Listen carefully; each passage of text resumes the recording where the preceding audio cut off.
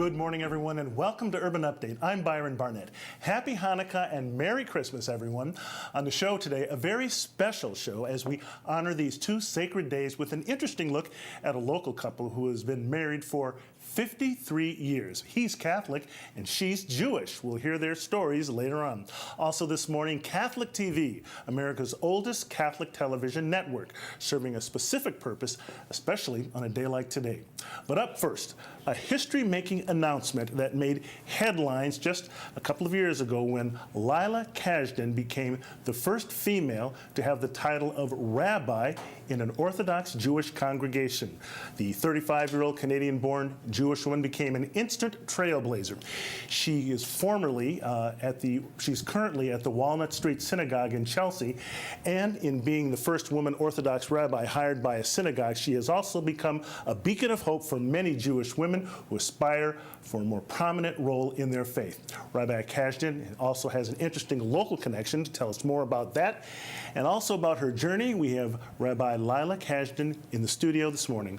Welcome to Urban Update and Happy Hanukkah. Thank you. Happy Hanukkah to you. Wow, this is really amazing here. I think what I'd like to start out with asking you, before we begin, this is a special day today because it's the first day of Hanukkah, first full day of Hanukkah 2016, and it's also Christmas, a pretty unique day, right? Absolutely, absolutely.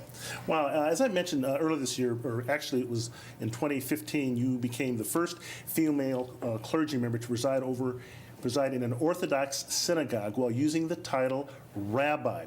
Could you sort of give us a brief perspective on the significance of that?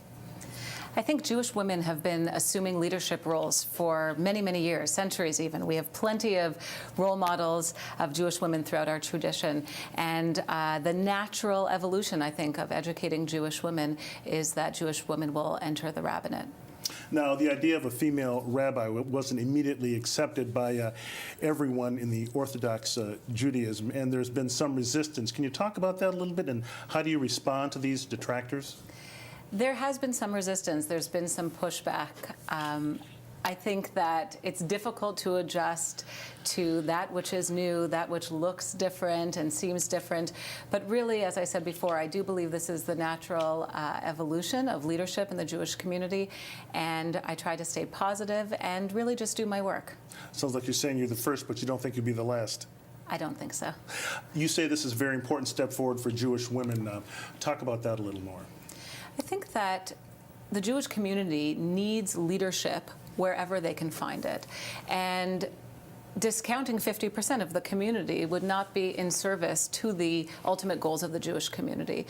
So allowing women and encouraging women to take on leadership roles in the Jewish community is of the utmost importance. The Jewish community, and I do believe the global community, will only benefit from women in these leadership roles. And it's important to point out that you're the first woman to accept the title, have the title rabbi in an Orthodox Jewish congregation, not only in the United States but worldwide. Mm-hmm.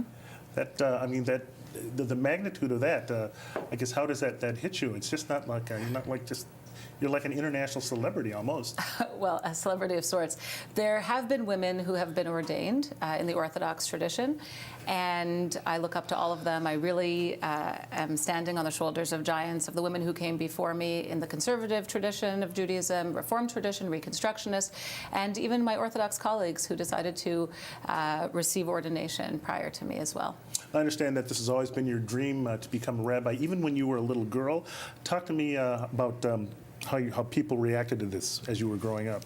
I always loved the synagogue. The synagogue in Hebrew, Beit Knesset, is a place of gathering, and I always loved the excitement in synagogue spaces, the observance of ritual, the practice.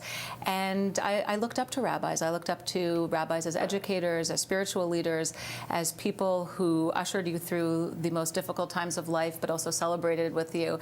And so I said at a very young age to my paternal grandmother, my Bobby, when she asked me what I wanted to be when I grow up, I said, I want to be a rabbi. And she said, that's not a nice job for a nice Jewish girl, but I think everybody has gotten used to it. Okay, let's talk a little bit about Boston, more specifically Chelsea, and about your connection there. You are currently the rabbi at the Walnut Street Synagogue in Chelsea. Yes, I feel so blessed and so grateful to have joined the congregation in Chelsea this past summer, the summer of 2016. The Walnut Street Synagogue was established as a community in the late 1800s, and their beautiful building on Walnut Street, and I encourage everybody to come and visit, was established in the early 1900s. It's an absolutely stunning building, and we're breathing new life into the Walnut Street Synagogue. We're having classes and celebrations. We're having a Hanukkah party today from 3:30 to 5:30. Everybody is invited, and I'm very, very excited to be part of such a wonderful and historic community. Well, I have to tell you that Chelsea is also proud of you as well. The Chelsea City Councilor, Judith Garcia, she proudly contacted us for this interview, and later on we're going to have another guest, a Jewish woman who knows a great deal about you and the Walnut Street Synagogue, and she's happy to see you here as well. So we're looking forward to talking about that. I understand your father, by the way, who passed away a couple of years ago, was your greatest teacher and played a major role in you following your dream. My father was an exceptional individual and felt that if you want something badly enough, it's your responsibility to go for it. And he sat with me, and he taught me, and he mentored me, and shared Jewish text with me. Unfortunately, he didn't live to see the day of my ordination. He passed away shortly before my ordination, but is really a constant daily inspiration to me and was a tremendous support in my study. And a little bit about your upbringing. You grew up in Canada, right? Montreal? I grew up in Montreal and Ottawa, the nation's capital. And I grew up in an Orthodox home with parents who are deeply, deeply committed to Orthodox tradition, to Jewish ritual, Jewish life. Our house was filled with song and excitement around religion, and it was a very warm environment to grow up in. One of the things we were talking about before, you said you give much credit to the board of the Walnut Street Synagogue in Chelsea, where you are now officially a rabbi. The Walnut Street Synagogue board and the congregants have supported me. They've welcomed me with open arms.